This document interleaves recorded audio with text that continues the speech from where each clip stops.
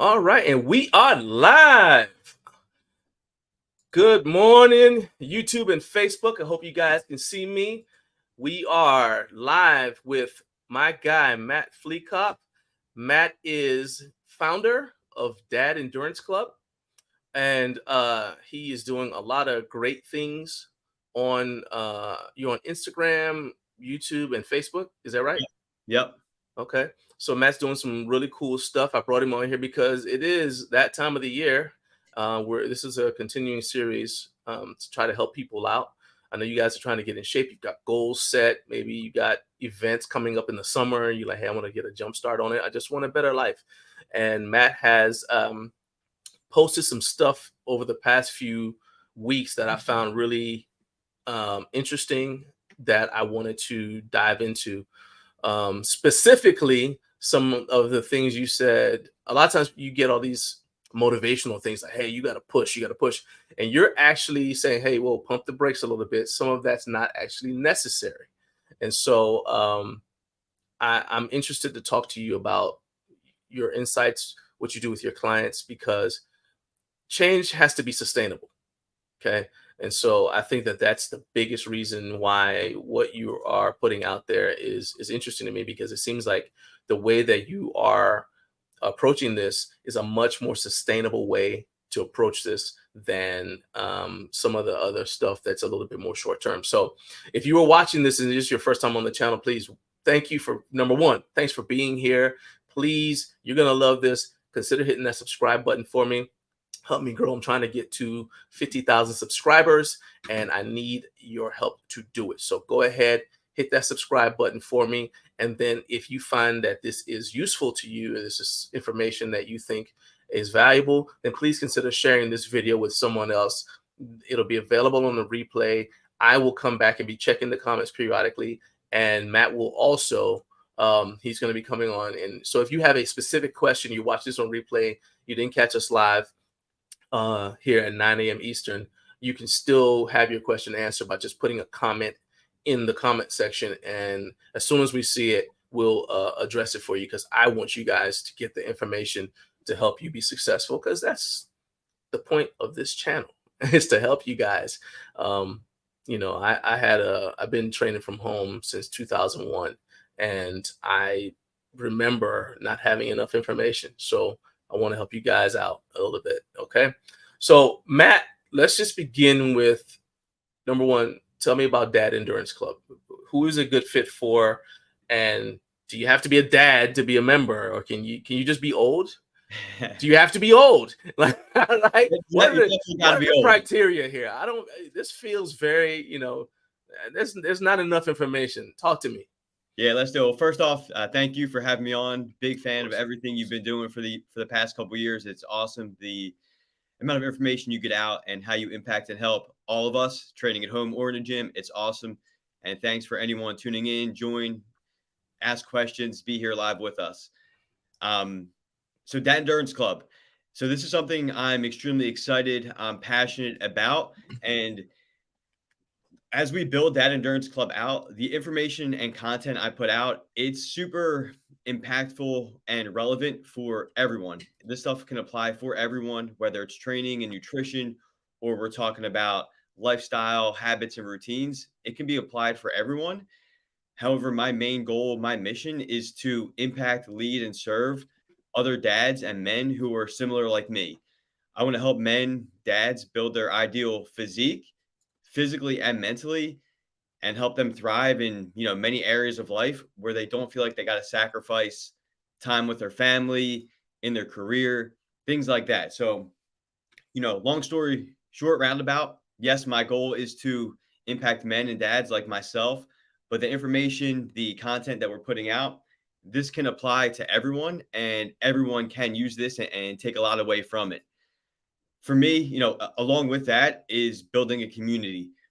One of the things I've realized is as we've gotten a little bit older in life is it's not easy finding like-minded people who are trying to really strive and get better in different areas, family, career, their personal development. And I want to build an online community, almost like a locker room. Imagine a locker room of men where we're all striving to to get better. We're sharing advice. We are celebrating wins. We're trying to navigate life and its challenges. And we just have some good friendly banter inside that locker room. That's what I want to build. And then in my local area, instead of meeting at the bar, going for drinks or sitting on the couch, on Sunday watching football for 4 hours, which is nothing wrong with that. I do it every Sunday, but getting a group of guys together and we run, we hit a group workout, we do that same stuff, navigating life, we celebrate victories, we just talk and have a good time in a more active setting versus at a bar. Those are some of the things that we're trying to do and build with that endurance. And as we continue to grow and build, I'm excited to see how, who, and what we do together. So, number one, I think that's great, because one of the things that we forget about is that we are built for community. Um, the so from a spiritual perspective, I'm a follower of Christ, and so we were designed. It wasn't long after God made man that He said, "Ooh, it's not good for you to be alone." But even from a physical science standpoint, I remember taking a class in cultural anthropology, and they were talking about the survival rates. They said the survival rate for one person in a hostile environment, in a wilderness environment, was about was a few weeks. But if you added just one other person, their survival rate jumped up to a year. Because if Right. something happens, and I think this is why things like Dad Endurance Club are critical. If something happens to you, you've got someone else to help you. Yep. And in fact, that was the exact uh, analogy or example that our instructor used. He said, if you fall and hurt yourself, you've got somebody to pick you up and help you get back to camp where you can recover. You've got someone else to help you, to nurse you back to health. And then he said, and if you expand that out into 3 people, it doesn't just double the chances, it actually tripled them, because now you've got someone to help carry you, Yep. but you've also got somebody to take care of you if you're injured, while the other person still goes out and finds food, Yeah. right? And then and if you make it 10 people, well, now you got somebody to guard the camp. You can divide. It's like your productivity actually increases. And so I think that we often neglect that, especially in an online environment that we find ourselves in. So the fact that we are creating communities, that we have a Discord for the Garage Gym Life Discord, the description to, if you want to join, anybody wants to join, it's in the description for this video, and you guys are all welcome. We want people to come in there, but stuff like that Endurance Club is cool because the idea is we're not just getting together to talk about random things. Like, there's no telling. I used to be a bouncer, and there's no telling what people are talking about at a bar, right? But this is going to be about getting better in some way, becoming a better dad, becoming a better husband, becoming a better person, a better employee, a better boss. And I think those things are great. However, Al is an entrepreneur. He has a apparel company called Faction Fitness, and he says that balancing it all is hectic. Yeah. And having that community helps you with balance, because I mean, let's say I have a question about entrepreneurship. Matt might have already solved that problem, right? So I could try to invent the solution myself, or I could accept that someone's already invented car tires and just go buy one. And I think that that's an important thing. So I'm kudos to you for starting that, man.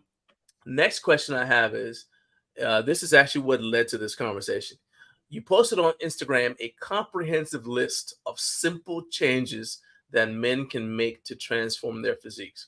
So go ahead and unpack that list for me. What are some of these simple changes that men can make to get back on track to who they wanted to grow up to be? Yeah, I love it. And I almost view this list as like it's a really simple list. And as we go through it, we'll unpack it more in depth. But I think when you can follow this list on a consistent basis, you are going to find yourself kind of becoming that superhero version of yourself. And we'll unpack it now. And starting off, the first one is strength training 3 to 5 times a week. And I know your audience here is going to be crushing weights. And for anyone who, isn't training a ton right now, 3 to 5 days a week, building muscle is your secret sauce. If you want to look better, feel better, perform better, live a healthier life, build muscle, get strong.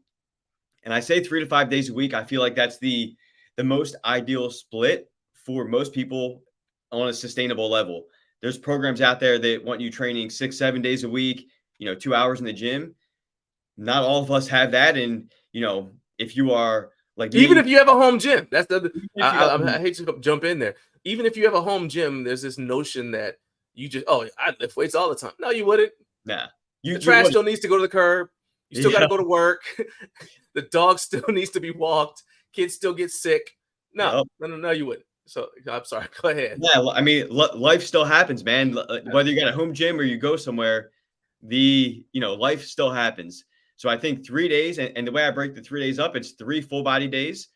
If you go with a 4-day lifting program, you might do an upper push, then you do a lower body day, upper pull, and then that final day is full upper body. Okay. And then if you're going 5 days, it's upper push, upper pull, lower, then upper and full.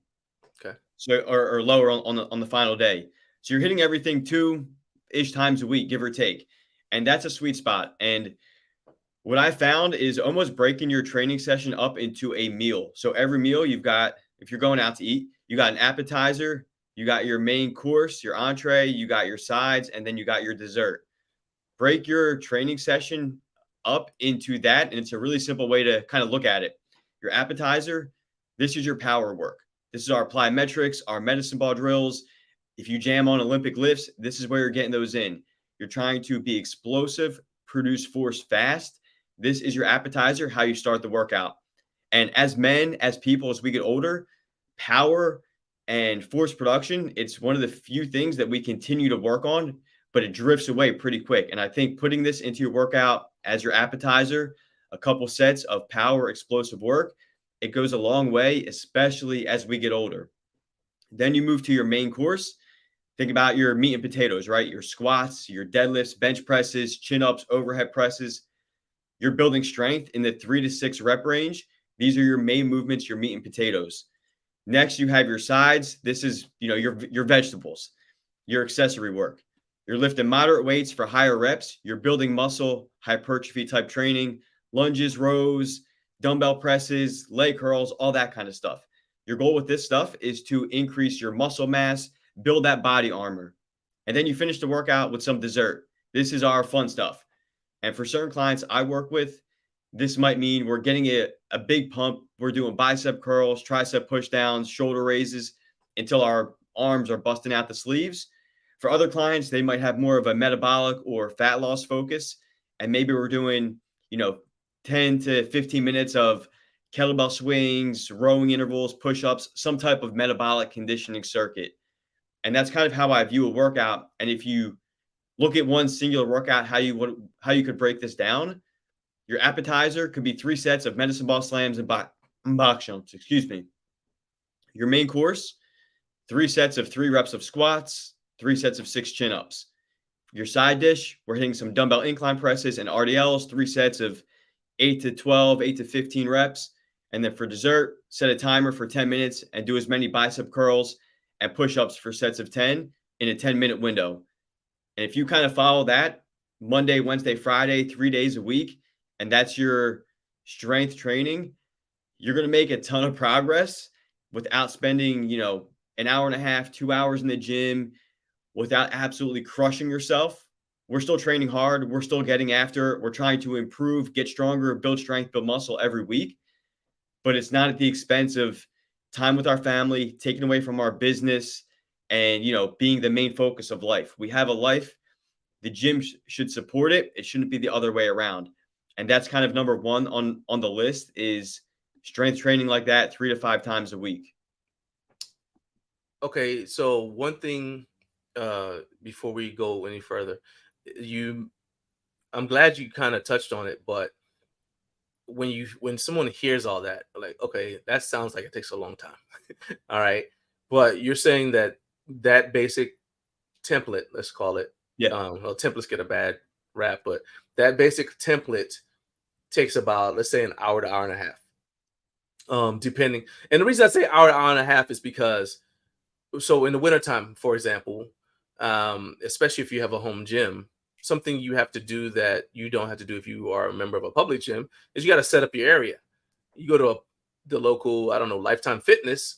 They've already got, most you have to do is put the bench, I'm sorry, the bar on the bench or at the squat rack or whatever. They've already got everything set up. In a home gym, a lot of times we move stuff out of the way. We've got everything, like I tend to move stuff to the perimeters Yep. so I can walk around and have the space in the middle as much as possible available for me. So that means I have to pull stuff out that I'm going to use. So you're going to have that. You got to factor that time in. I turn my heater on. All right. I'm amazingly tough, but not against the weather. Okay. I'm going to be, so I turn the heater on. Or summertime, I may open up the door, get out my bug screen, put that across the door because I can tell you right now, it is not cool if a fly comes in your mouth while you're squatting. All right. I don't really want to go into that story. It was a dark time for me. It just ain't cool. All right. So there's some of that mechanical stuff that's in the way. And then you do have the potential for distractions. You could have somebody come and talk to you or whatever. For me, what I find is that it's important to get back on track so that your workout doesn't take too long, because that's the other thing. There's some hormonal changes that happen naturally. They're supposed to, if your workout takes too long. So I love that you mentioned that it's key to keep this thing, get in there, do the work and get it done and get out. And I like that you ended with something fun. Yeah. Because now, like you said, dessert is like you're looking forward to it. So, okay, if I eat my vegetables, I can have cake at the end, right? Exactly. So that I really like that. How do you integrate? And this probably goes into the other days of the program. Yep. How do you integrate stuff that's, let's just call it recovery, into this?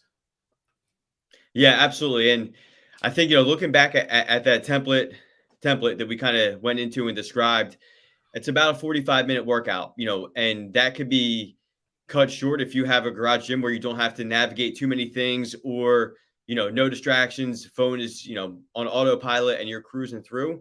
That could be a 30 to 45-minute workout. That's how the majority of my training is right now for myself personally. And most of the people I train, that's how we try to keep them just efficient.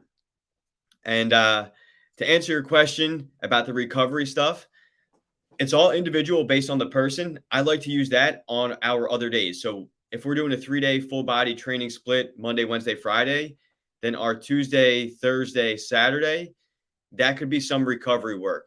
And for some people, it might mean 20 minutes of, walking on an incline treadmill, and then we're hitting 10 minutes of foam rolling and specific stretching, mobility, whatever they need. But I like to incorporate that stuff on the off days. And then on actual lifting days, I found a quick warm up on the bike, getting your heart rate up, or doing some jumping jacks. If you're at your garage gym and you don't have a piece of cardio equipment, doing something to get your heart rate up. If you have to do some foam rolling or a couple of quick body weight drills to get going. But I found that as a perfect warm up. And then stretching wise, I like to incorporate these, I call them snacks, 5 to 6 minute breaks throughout your day to get us on our feet, to get us out of this chair, and incorporate this little movement snack, a mobility snack, and just hit 1 or 2 stretches. And you'd be amazed at how much better we feel, after this episode, after this podcast, hopping up, hit 1 stretch, do it a minute on each side, and boom, you feel that much better. You walk around the house, walk around the office.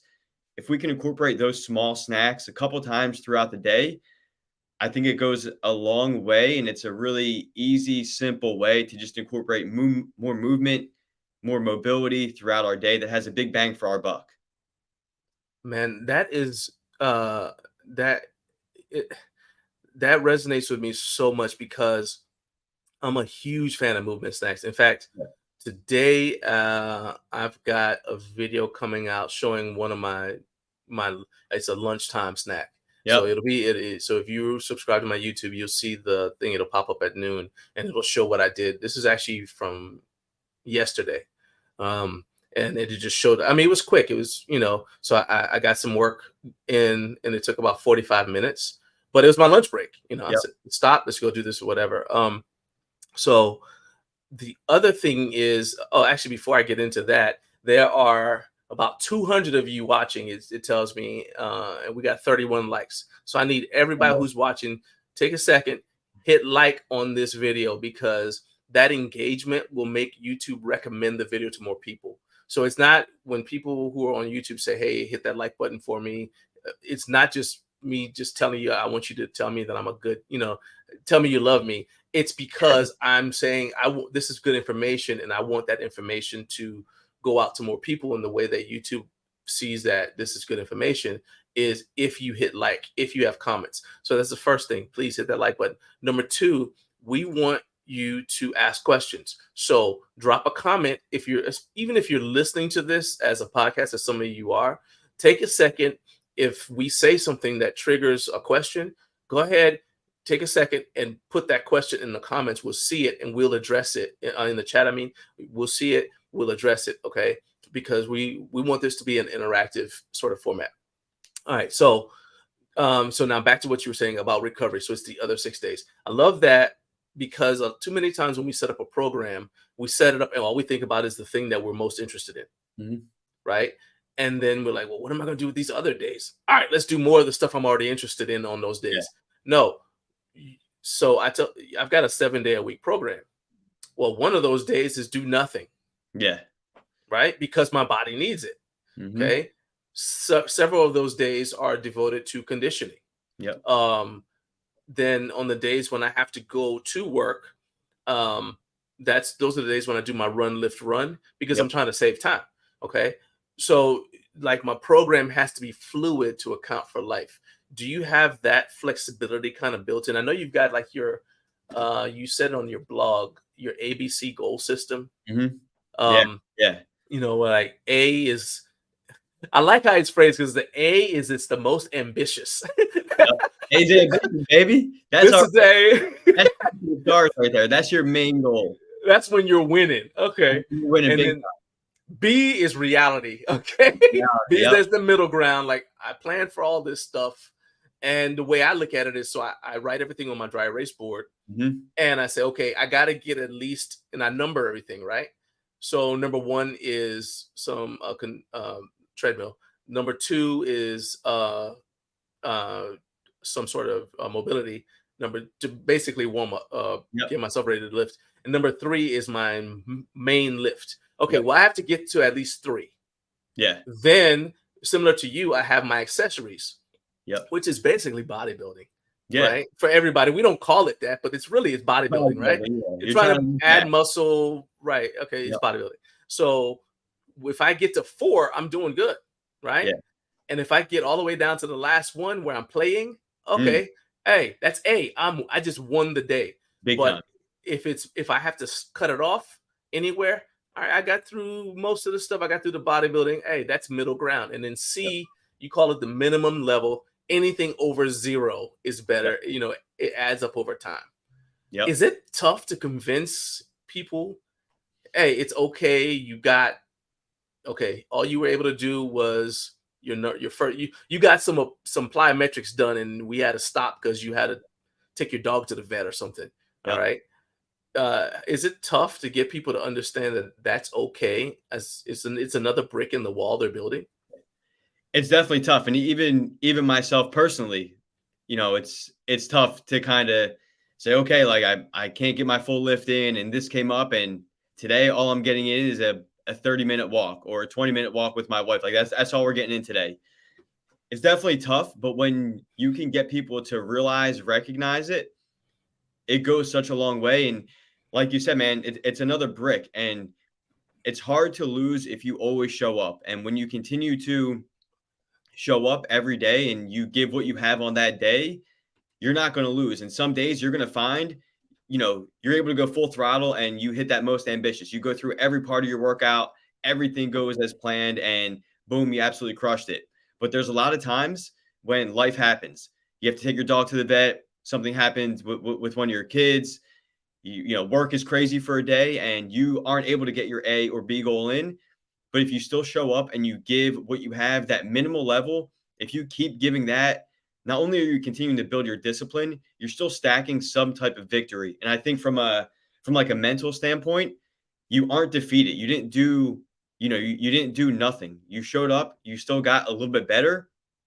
And looking at, week in, week out, day in, day out, when you continue to just give what you have and show up, you can't lose in the long run.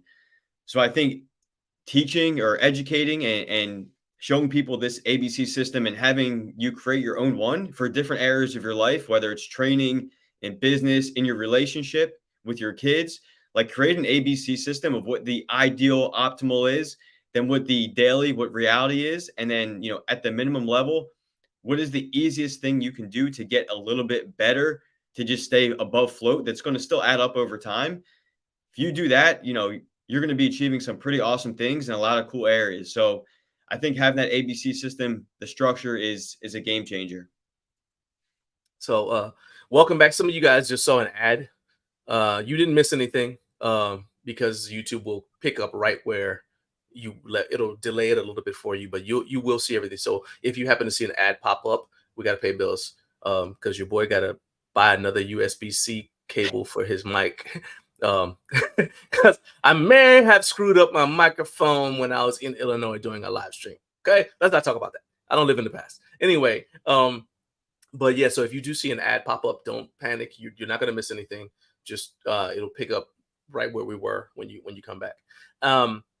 We have a question from Jared Martin. Jared is one of our channel members, so shout out to you, Jared. And he said, as I get older, I'm finding it harder to incorporate athletic activity, and I've never been a big fan of cardio. So, Jared, number one, thanks for your candor. This is a safe space. I also do not necessarily like cardio.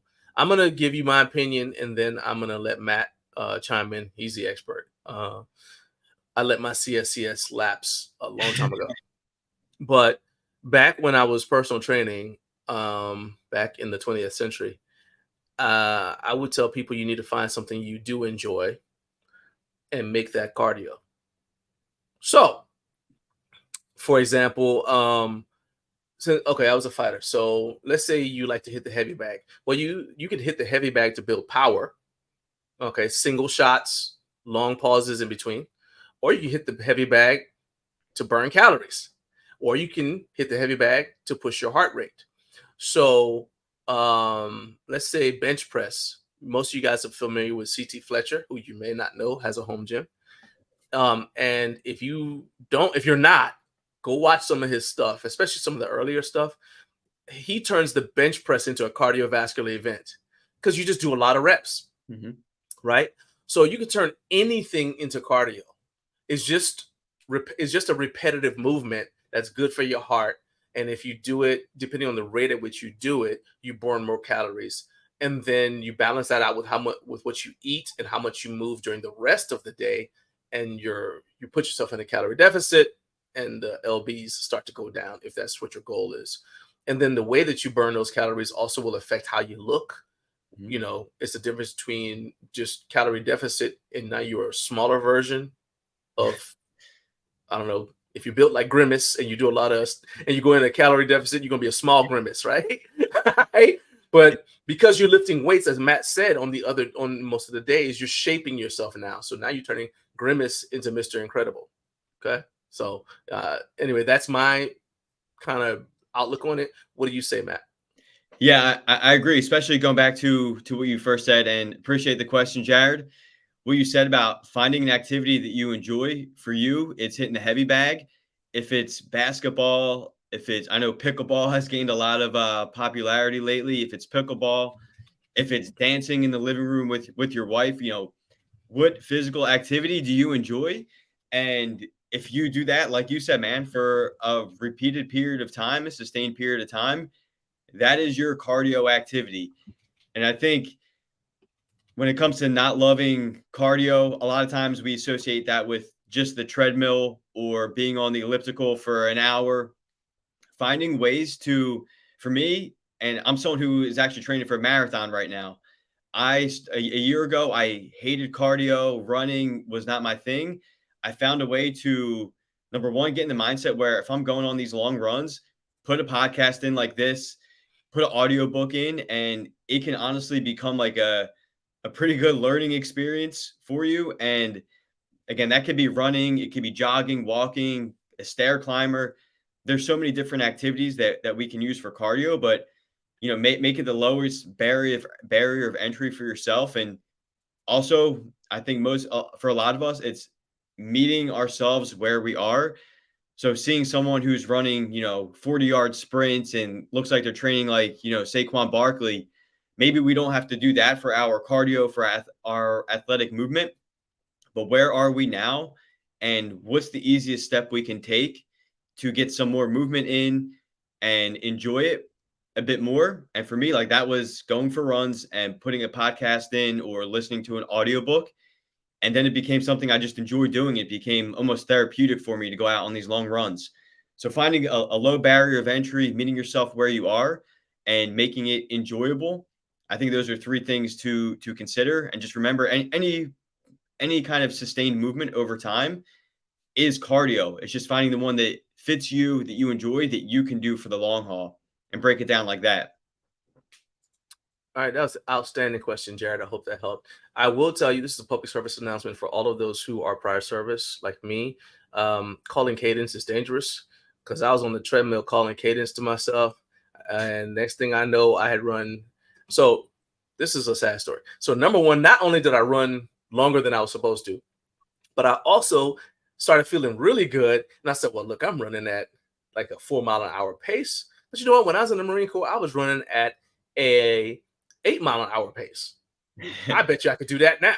So I turned it in. I was sore for days after. Right? So steps were no longer my friend. So we're going to talk about that idea in a little bit. But first, we have a question from Walton and a comment from Walton Carson. So first of all, thank you for joining us, Walton. He says, sometimes I'm overwhelmed with caregiving here at home and I neglect my physical health. But listening to your discussion, I understand that I needn't be discouraged if I get interrupted and I can't finish a workout. I think now I can do a set of curls here and a set of curls there. Yo, that's actually a workout that Arthur Jones did.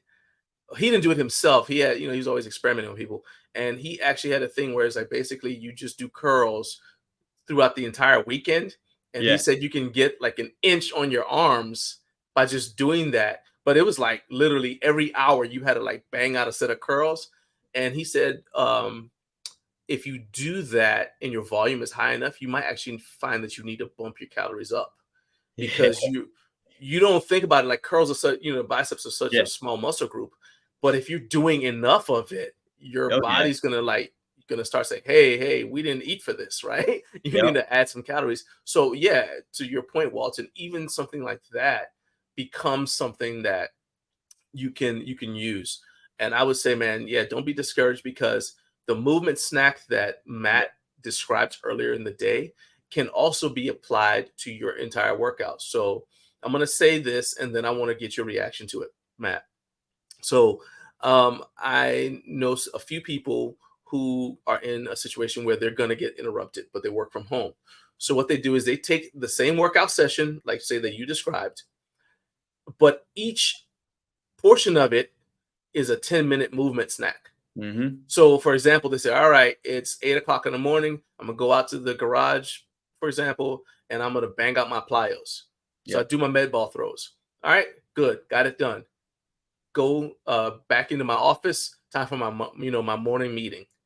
Then next break, go back and I say, all right, I'm going to hit some mobility work. Okay. Again, come back and say same and just repeat throughout the day until they get to the last item. So then by the time their work day is over, they're at the fun stuff. Exactly. Singing Friday's my day, and happy, you know what I mean? So that is also an option for you, Walton. What do you say about that, Matt? I love it. And Walt's my guy, man. So I appreciate you tuning in and listening and the comment there. Go get your curls in.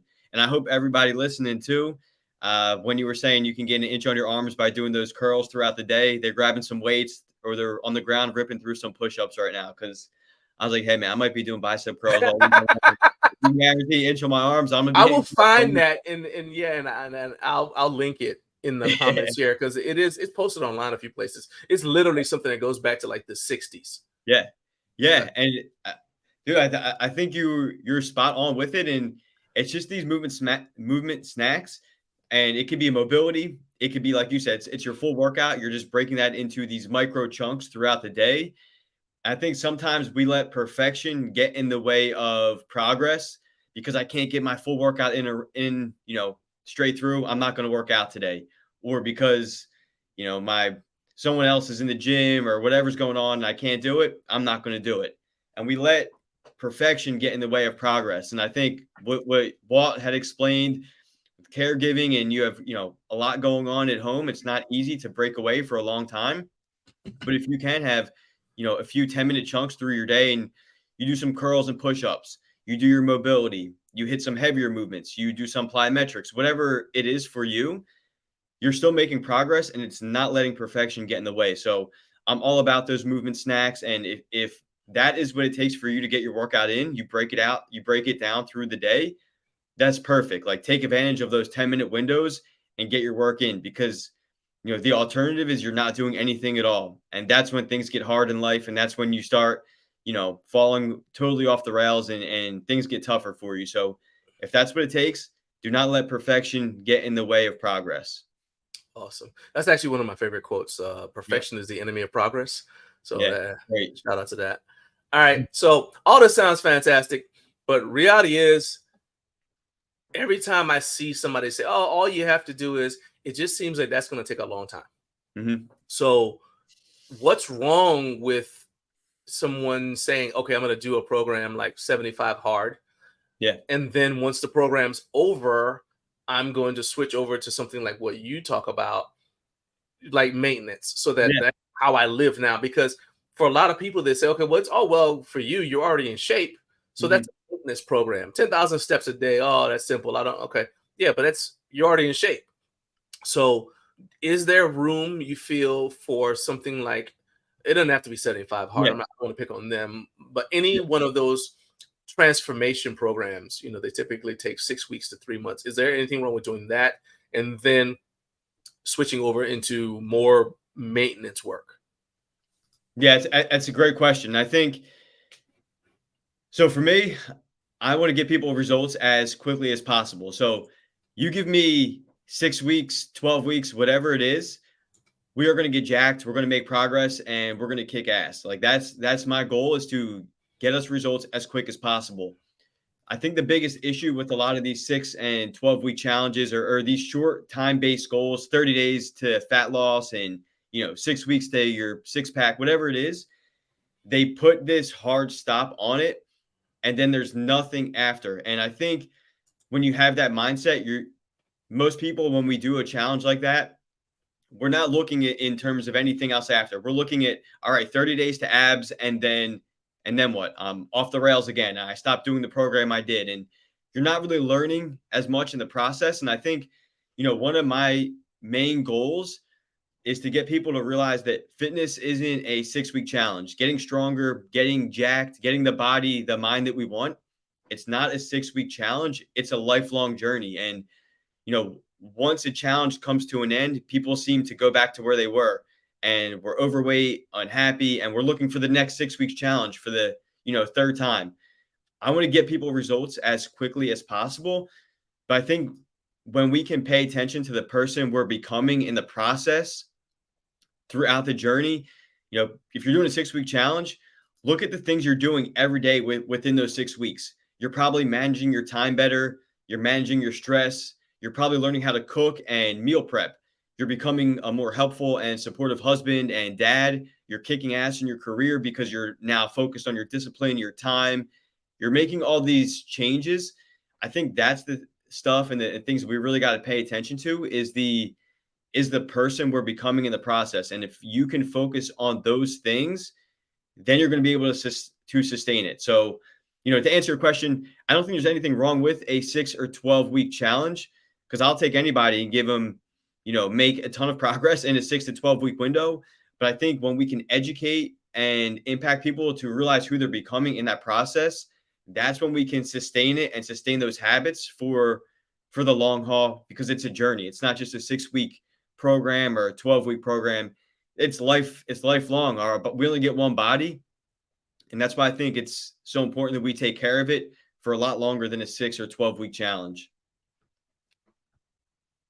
Right. Awesome. So the the other so the thing about some of those transformations that I do, and I wasn't just playing devil's advocate. I I I I actually I tell people all the time I actually learn from this sort of stuff too. I'm here learning along with the viewers, so I like to hear different perspectives on things.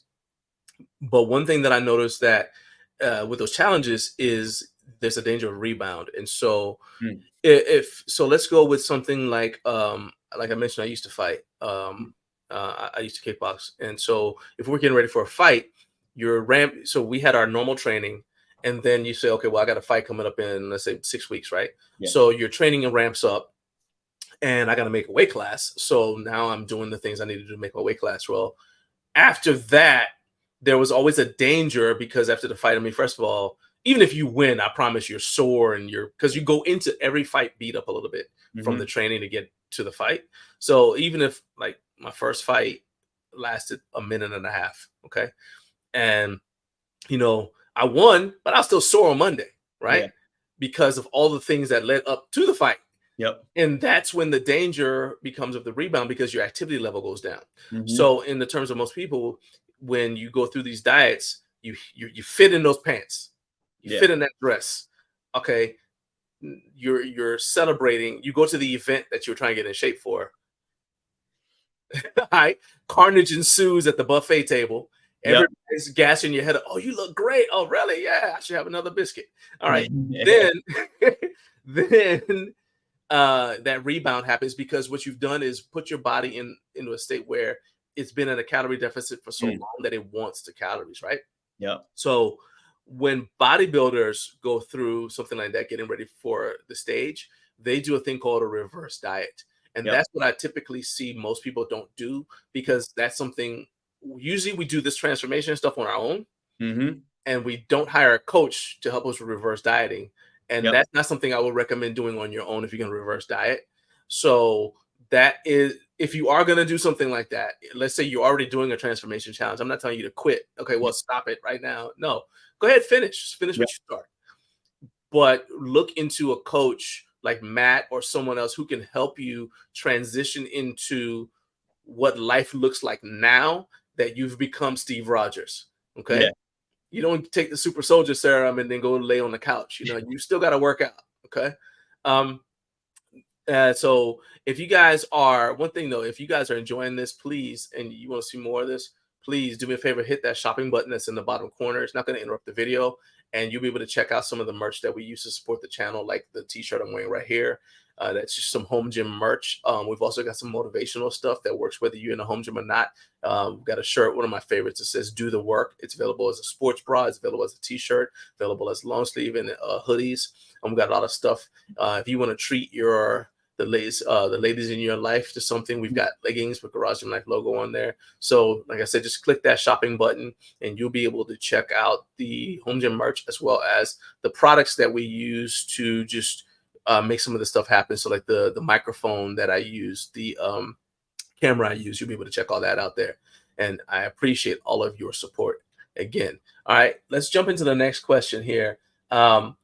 You and I may not disagree, but it seems like we do because you said that you're not into supplements. You think people don't need supplements. Um, and I hear people say that, but to me, I'm like, well, it's fine to say you don't need supplements when you're in your even your 30s and your testosterone it may not be raging like it was when you were 20, but you still got a fair amount of it. Um, and maybe you haven't had kids yet or whatever. But in the case of someone who's older, um, like I'm 50, someone who's my age, or somebody who works third shift. In my case, I do both. I'm Mhm. both in my 50s and I work third shift. Okay. Aren't isn't there space, once again, isn't there space for supplementation to make up for the deficits that are unavoidable? I understand not using crutches, Yeah. you can avoid it. Okay. I'm not saying don't eat your actual vegetables. What I'm saying is the stuff that you can't help. Yeah. For example, older people a lot of times tend to not be able to sleep longer than 5 hours. Yep. That's gonna that sort of thing affects them hormonally. Big time. Right? So what is your viewpoint on supplementation in cases like that? Yeah. I think the term smart supplementation is key. I'm actually a big fan of supplements, and I think the supplement industry does a great job of marketing and selling. And you go on Instagram, you go on Facebook, YouTube, and you will see a million supplements that look like it's going to change your life. And the research shows that that's not really the case, and we are really good at giving into marketing and making these purchases. When it comes to smart supplementation, a few supplements that I pretty much recommend to everyone. I'll start with creatine. I think, we everyone listening to this podcast, they might know the performance benefits of creatine when it comes to muscle growth, building strength, power, athletic performance, those performance metrics. Creatine can have a really big impact on them. And I think that alone is enough for anyone working out to say, let me take 5 grams of creatine per day. Over the past couple of years, there's been a lot more research with creatine that's coming up, and there still needs to be a lot more. They're still going to do a lot more, but there is some signs that it could improve cognitive function, improve symptoms of depression, even improvements of brain function and neurological disorders.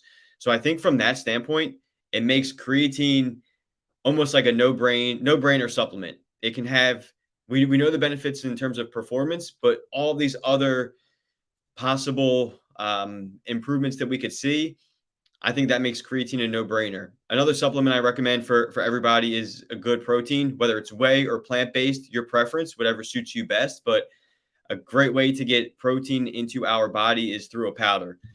And most of us, that's probably the most important macronutrient, not just for our muscles, but everything that goes on inside of tissues. Protein's a big part of it, and making sure we're getting adequate amount. And then when you talked about sleep, I think that's huge. Whether you're a third shift worker, whether you are, a new dad like myself, and you have a daughter who's 4 months old, and your sleep isn't great, but you want to maximize the sleep that you're getting. I think finding a good sleep supplement, something that has magnesium, L-theanine, and possibly some melatonin in it. And there's some companies that make a blend of this. I know Momentous, they have a good sleep supplement. There's a company called Beam. BPN Nutrition has a supplement called Peak Sleep. All three of those are solid supplements that could help sleep. But I think, trying to do our best with the choices we're making in terms of lifestyle, with food, hydration, stress, like taking care of those things. If we do the majority of those things most of the time, we won't need as many supplements. And I'm not a doctor, and I think when it comes to testosterone and things like that, the lifestyle factors are the most important things we can do. And if you need extra help, I would definitely consult a doctor in that area. And obviously, we're probably not going to feel like we did when we were 18 and 19, unfortunately. But if you do think you need extra help in that area, take a look at all of your lifestyle factors. Are you weight training, eating well, trying to manage stress, getting as much sleep as we can? And if we are doing those things and we're still seeing issues, or the numbers are, way lower than we think they should be, then I would consult with your doctor and see what they can offer you too.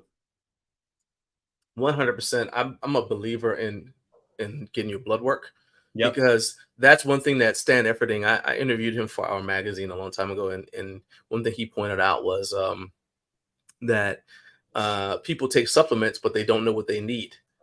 And he said, if you get your blood work done, it'll tell you where you're deficient, Oh. and now you're spending your money wisely, right? Mhm. It's the analogy for me is that I built my home gym up over time, Yep. slowly. I didn't buy one of those garage gym packages, Yeah. right? Because that's still kind of cookie cutter. I personalized it to what I needed, Mm. and it's changed and evolved over time as my interests, needs, and whatever have changed. And I Yep. think you need to approach supplementation the same way, which is why I said I don't take a lot of things. I take the stuff that I need at this moment in time Yep. during this season of my life. You mentioned a couple.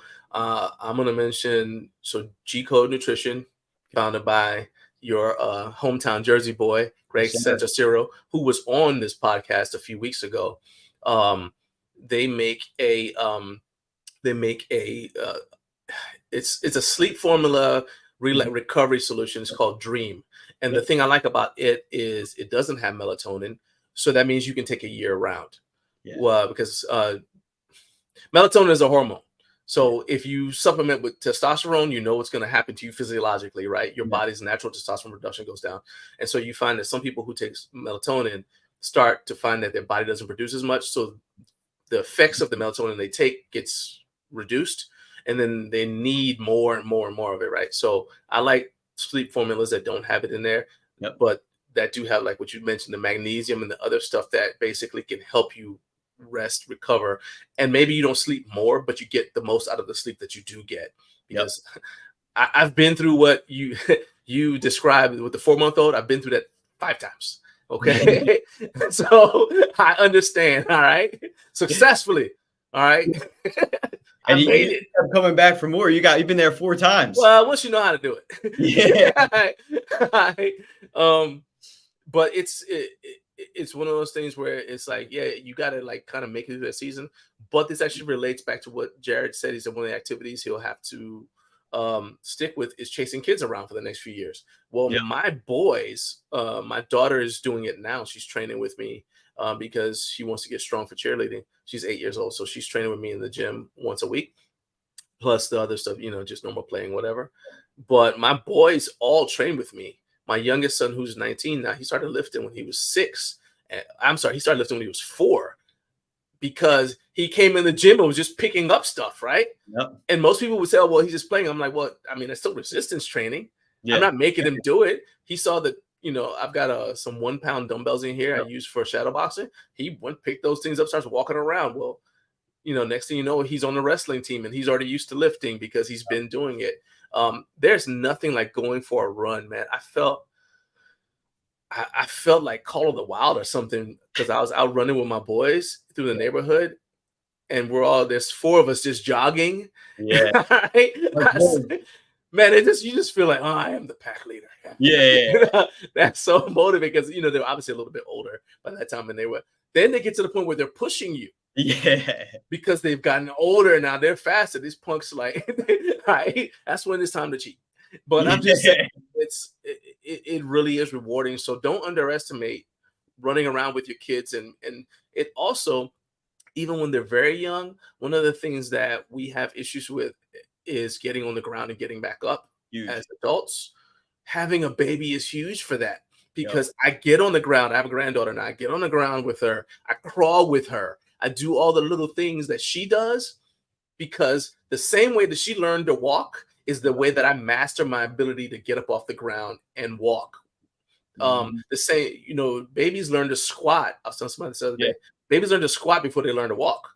Yep. If you're having problems with your squat, you need to imitate babies. Yeah. Look at a Start baby. from where they were, yeah, rocking and all that stuff, and it'll fix your squat without a bunch of weird stuff. Anyway, that's a tangent, No, but I think it was a that's good one. that's gold though. I think what you said, man, about being able to run with your boys, get down on the ground with your granddaughter, and what Jared had mentioned, chase his boys around. It's like that's why a 6 and 12 week challenge, there's nothing wrong with it, but it goes on forever. If you stopped after a 6 week challenge, how are you going to run around with your boys? How are you going to get up and down? And like I'm seeing it now with my daughter. I'm in a squat position a million times a day with her. I'm lifting her up overhead. I'm pushing her. All this stuff. I'm down on one knee doing split squats, trying to get up and down. This is all day long. And if we aren't strong enough and resilient and capable enough in these movements, positions, and have the endurance to do it day in and day out, it affects us, but it also affects our kid. And we're not able to do what they need us to do. And that's be there, support, encourage, coach, lead, and teach. And if we can't do these physical things at a high level, it impacts what we can do with them. And I think that's a lifelong, it sticks with us forever.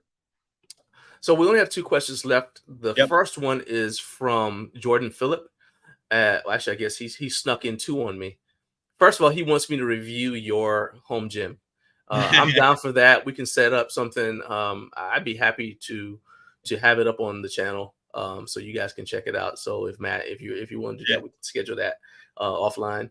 But then he says, all right, kiss, marry, kill, marathon running, bodybuilding, and powerlifting.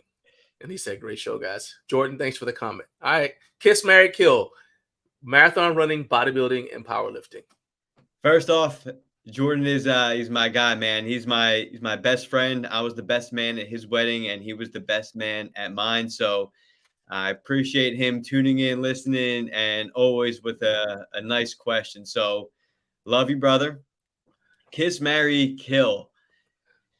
I got to kiss bodybuilding, marry marathon running, and I might lose some credit, but kill powerlifting. That's my three right there. Kiss bodybuilding, marry marathon running, and kill powerlifting. And we got to review his home gym because he's got a sick home gym. Man, I'm down. I'm always down to check out some gym candy. So yeah, we Jordan, so message me, go to Garage Life on Instagram, Jordan, and I think it'll let you do it without following me, but if it won't, just follow me, and then it should let you message me, and then we can set it up so I can check out your home gym as well. And like I said, we'll do something with Matt's. You didn't ask me, even though it's my show, but I'm gonna go ahead and I'm gonna answer the question myself too. You. That gummit. All right. So it may surprise people given my background, but I would actually kiss powerlifting, marry bodybuilding, and kill marathon running. Okay, but marathon. Okay, yeah, kill marathon running. So the reason why I paused there is because bodybuilding, not the sport of bodybuilding, but the activity of bodybuilding used to be called physical culture. And that's why in the 30s and 40s you see bodybuilders were able to 50s, they were able to compete in a bodybuilding show and a lifting event. In fact, that was actually part of the rules. You had to compete in a lifting event before they would let you show your physique. All right. And so bodybuilders were able to do hand balancing. Jack LaLanne, who's actually one of the fathers of the home gym movement, if you guys didn't know, jumping jacks were named after Jack LaLanne, for anybody who doesn't know. And he had a exercise show, and people would watch it on TV and work out with him. They said, "Get jumping with Jack." So he was into that. And so for me, bodybuilding is a holistic term that basically just means lifting weights to get stronger, faster, leaner, and healthier all around. Okay, so I want to do that. So there you go. That's bodybuilding. Powerlifting is a sport.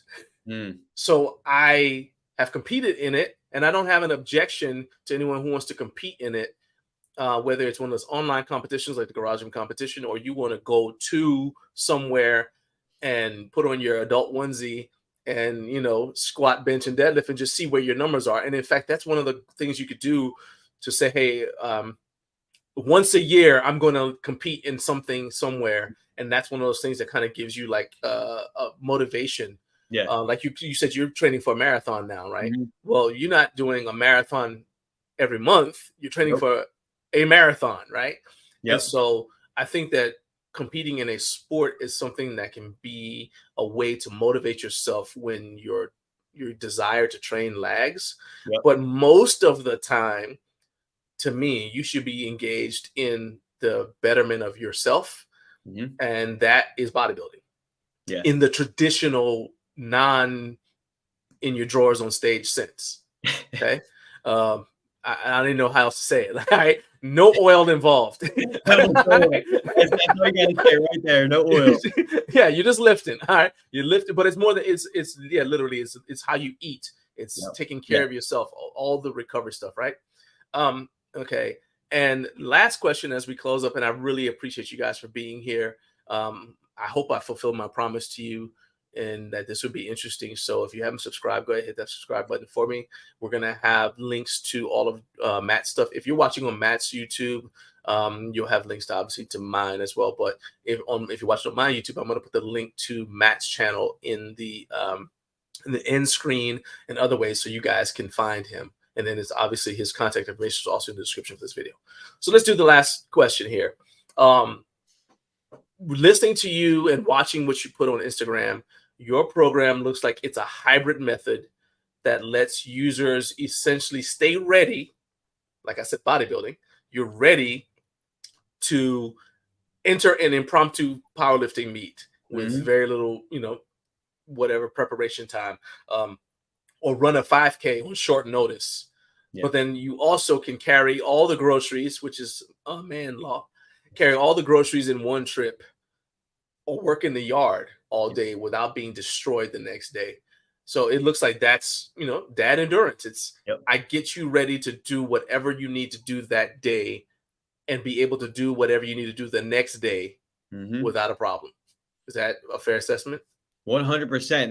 That's the goal of my training, my coaching, my programming is to get people physically, mentally ready, feeling like a superhero. And I think when we, like you said, bodybuilding is holistic, right?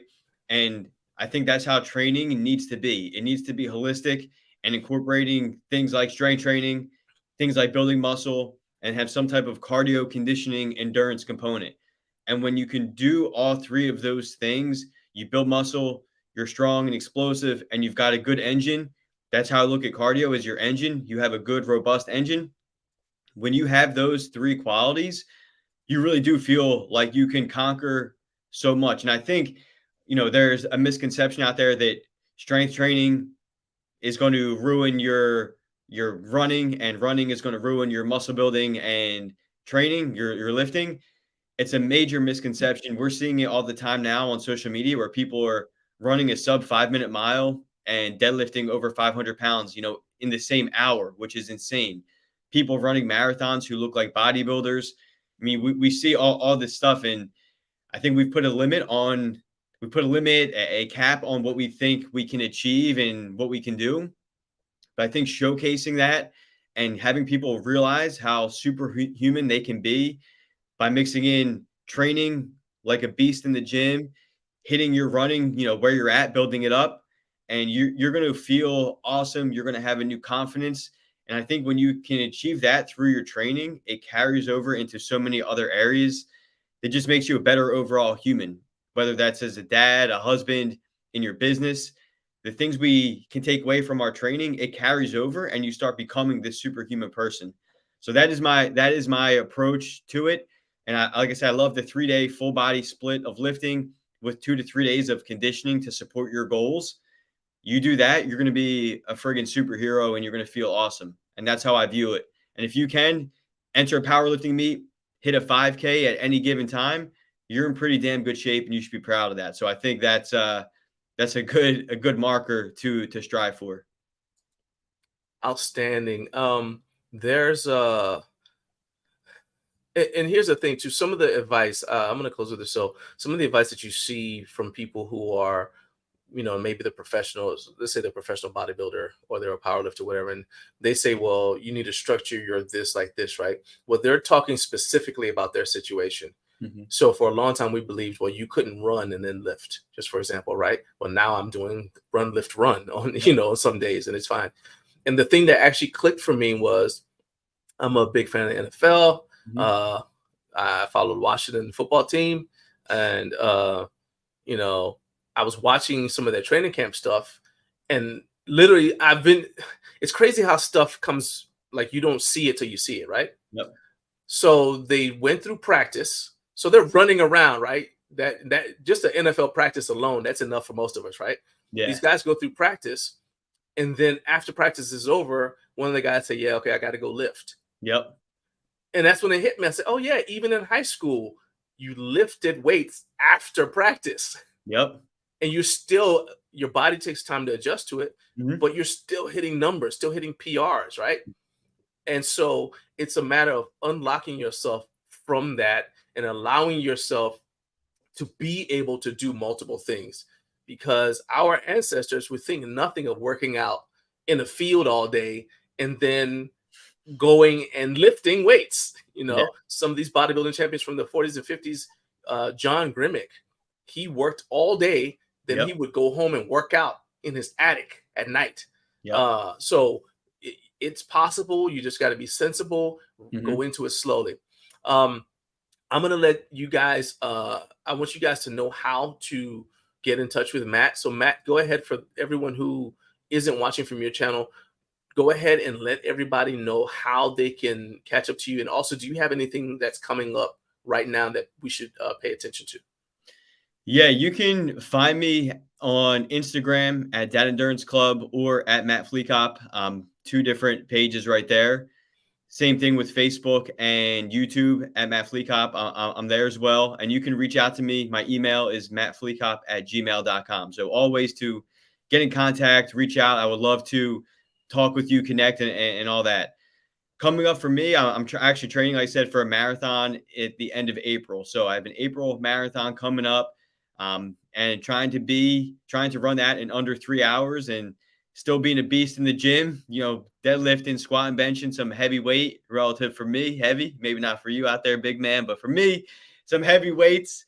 And but with my daughter here, I'm trying to navigate a lot of the challenges that we see as parents, trying to crush it as mom and dad, be great at work and our business, be an awesome husband or wife, and just navigate that and share what we're doing. I don't have all the answers, and I make plenty of mistakes. My wife will tell you I mess up quite a bit, but sharing what I'm doing and hopefully impacting, educating, and helping serve as many people as I can with the information we put out. That's awesome. Okay, a quick admin note. So this podcast is weekly. Next week, we're going to have a slight day and time change, because instead of Friday morning at 9, we're going to be going live Thursday at 10:30 a.m. Eastern Time. Shelby from Fit as a Mama Bear is going to be joining us with tips for busy moms. Today, we talked about dads. So on Thursday, January 18th, we're going to be meeting with Shelby from Fit as a Mama Bear, and she's going to be giving tips for busy moms to either stay in shape, get back in shape, lose the baby weight, lose the holiday weight, whatever. And so you guys do not want to miss that. Please, once again, do me a favor. If you have not subscribed, hit the subscribe button for me. You guys can also check out some of the links to what we mentioned, like Matt's channel. Those are popping up. And if you enjoyed this video, I got another one that I will be linking to that you guys can check out. But once again, thank you for watching. This is the Garage Gym Life podcast. I hope you guys have an outstanding day.